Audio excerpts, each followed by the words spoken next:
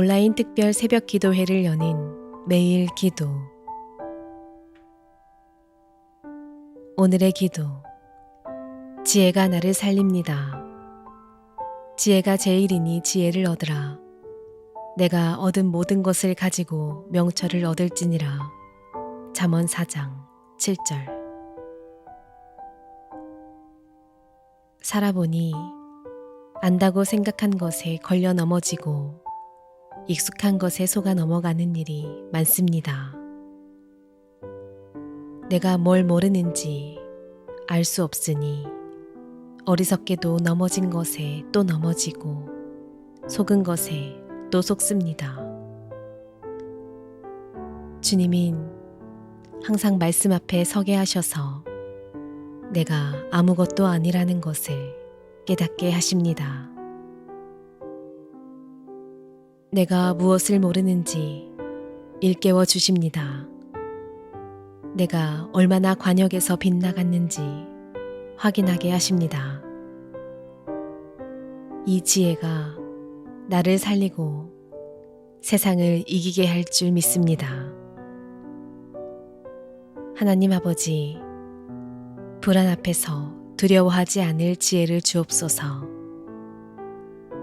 불만에 시달리며 시간과 감정을 낭비하지 않는 지혜를 주옵소서.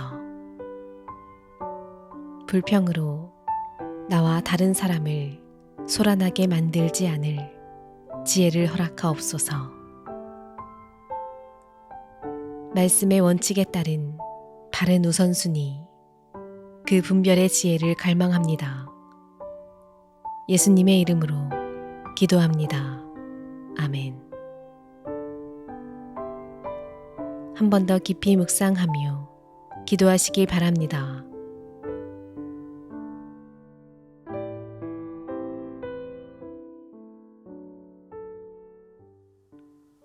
오늘 온라인 특별 새벽 기도의 세 번째 날입니다. 오늘 우리에게 주시는 하나님의 말씀은 어제와 동일하게 로마서 8장 3절에서 4절 말씀입니다. 율법이 육신으로 말미암아 연약하여 할 수 없는 그것을 하나님은 하시나니 곧 죄로 말미암아 자기 아들을 죄 있는 육신의 모양으로 보내어 육신의 죄를 정하사 육신을 따르지 않고 그 영을 따라 행하는 우리에게 율법의 요구가 이루어지게 하려 하심이니라. 하나님은 자기 아들을 육신의 모양으로 보내셨습니다. 이것은 성자 하나님께서 사람이 되셨다는 뜻입니다. 흔히 이것을 우리는 성육신교리라고 합니다. 성육신교리는 성경 전체에서 우리가 확인할 수 있습니다. 말씀이 육신이 되어 우리 가운데 거하심에 하나님이 그 아들을 보내사 여자에게서 나게 하시고 오히려 자기를 비워 종의 형체를 가지사 사람들과 같이 되셨고, 이처럼 성자 하나님은 분명히 사람이 되셨습니다. 우리가 이 사실을 확인하고 넘어가야 하는 이유는 예수님의 성육신을 부정하는 사람들로 인해 교회가 많은 어려움을 겪었기 때문입니다. 예수님의 성육신을 부정하는 이단들은 예수님이 사람처럼 보였을 뿐이지 사람이 되신 것은 아니라고 주장했습니다. 요한일서는 바로 그런 자들에 대항하기 위해 기록되었습니다. 여기서 요한은 다음과 같이 말합니다. 이로써 너희가 하나님의 영을 알지니 곧 예수 그리스도께서 육체로 오신 것을 시인하는 영마다 하나님께 속한 것이요 예수를 시인하지 아니하는 영마다 하나님께 속한 것이 아니니 이것이 곧 적 그리스도의 영이니라. 오리라 한 말을 너희가 들었거니와 지금 벌써 세상에 있느니라. 또한 주님께서 사람으로 오셨을 때 육신의 모양 앞에 죄 있는 이라는 수식어가 붙어 있습니다. 이 말은 예수님에게 죄가 있다는 뜻이 아닙니다. 예수님은 죄가 없으십니다. 우리에게 있는 대제사장은 우리의 연약함을 동정하지 못하실 이가 아니요 모든 일에 우리와 똑같이 시험을 받으신 이로되 죄는 없으시니라 라고 성경에서 말했습니다. 따라서 죄 있는 육신의 모양으로 라는 말은 예수님이 사람의 모습으로 오셨음을 의미합니다. 죄의 권세 아래 있는 사람의 모습, 타락하고 부패한 사람의 모습으로 오셨다는 것을 의미합니다. 그렇다면 예수님께서 사람의 모습으로 이 땅에 오신 이유가 무엇입니까? 그 이유는 육신의 죄를 정하사라는 오늘 본문 말씀 속에 잘 나타나 있습니다. 예수님께서는 우리 대신 정죄를 받기 위해서 사람이 되셨습니다. 우리 대신 죄의 형벌을 받기 위해서 사람이 되셨습니다.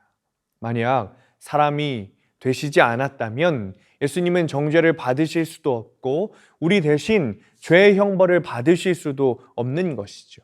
바로 이것이 하나님께서 우리를 구원하시는 방식이셨습니다.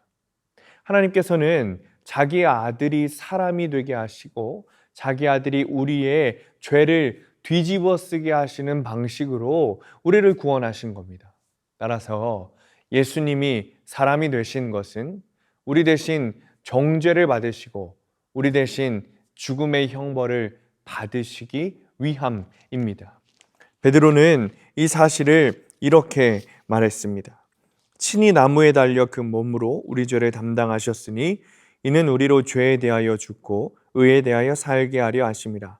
그가 채찍에 맞음으로 너희는 나음을 얻었나니. 하나님께서 이런 방식으로 우리를 구원하신 또 다른 이유가 있습니다. 우리를 율법으로부터 해방하는 것이죠. 원래 우리는 율법 아래에 있었습니다. 우리는 구원을 받기 위해 율법을 모두 지켜야 했고 율법을 하나라도 어겼을 경우 영원한 형벌을 받아야 했습니다. 그런데 사람이 되신 예수님께서 우리 대신 율법을 지키셨고 우리 대신 율법의 형벌을 받으셨습니다. 그 결과 우리는 율법으로부터 해방된 것입니다. 이제 율법은 우리에게 아무런 요구를 할 수 없습니다. 구원을 받기 위해 율법을 모두 지키라고 요구할 수 없고 율법을 모두 지키지 못했다고 해서 영원한 형벌을 요구할 수도 없습니다. 이 사실은 로마서 10장 4절에 잘 요약되어 있습니다. 그리스도는 모든 믿는 자에게 의를 이루기 위하여 율법의 마침이 되시니라. 주님께서 율법의 마침이 되어주시고 우리에게 부어주신 것이 있습니다. 바로 자신이십니다. 주님께서는 우리에게 성령을 부어주셨습니다. 성령님에 대한 눈을 뜨게 하셨습니다. 주님을 우리가 모시고 성령님에 대한 눈을 뜨게 되면 이전처럼 살 수가 없습니다. 정죄받지 않는 은혜뿐 아니라 죄를 이기는 자유된 삶을 우리가 살게 되는 겁니다. 성령님은 우리 안에 정말 임하셨고 우리의 연약함을 도우시며 우리를 위하여 친히 간구하시고 모든 일이 합력하여 선을 이루게 하시며 우리가 모든 유혹과 시험에서 넉넉히 이기게 하십니다. 청교도 목사님이었던 존 버년 목사님은 개신교인이라는 죄 때문에 감옥에 갇히게 되었습니다. 그런데 감옥에서 그의 생활은 너무 경건했던 것이죠. 간수들에게 많은 감동을 주었습니다. 한 번은 어느 간수가 자기 임의대로 잠시 나가서 사모님과 아이들을 좀 보고 다시 들어오십시오 라고 했습니다. 그래서 이 존 버년 목사님은 감옥에서 나왔습니다. 그런데 집으로 가는 도중에 마음이 불편했던 거예요. 그래서 다시 감옥으로 되돌아왔습니다. 그는 간수에게 당신은 허락했지만 하나님이 원하지 않으셔서 돌아왔습니다 라고 말했습니다. 존 버년 목사님이 감옥에 다시 들어오자마자 왕이 보낸 사신이 감옥을 살피러 왔습니다. 가장 놀란 사람은 간수였습니다. 성령님께서는 저와 여러분의 마음에도 역사하고 계십니다. 이제는 우리 육신의 생각이 아니라 우리 마음 가운데 계신 성령님의 생각을 따라 살아야 합니다. 이것이 주님께서 우리 그리스도인들에게 주신 믿음의 의입니다. 이것이 본문의 말씀처럼 육신이 아니라 성령을 따르는 삶입니다. 우리는 이제 율법으로 구원을 얻은 사람이 아닙니다. 예수님을 믿음으로 구원을 얻은 사람입니다. 사랑하는 성도님들, 혹시 세상에 살며 여전히 율법의 정죄, 율법의 저주에 얽매여 살고 계십니까? 우리 안에 계신 주님을 바라보시기 바랍니다. 막힌 것이 뚫리고 메인 것이 풀립니다.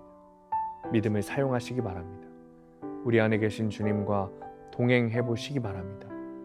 더 이상 우리에게는 정죄함이 아니라 기쁨만 가득 넘치게 될 것입니다.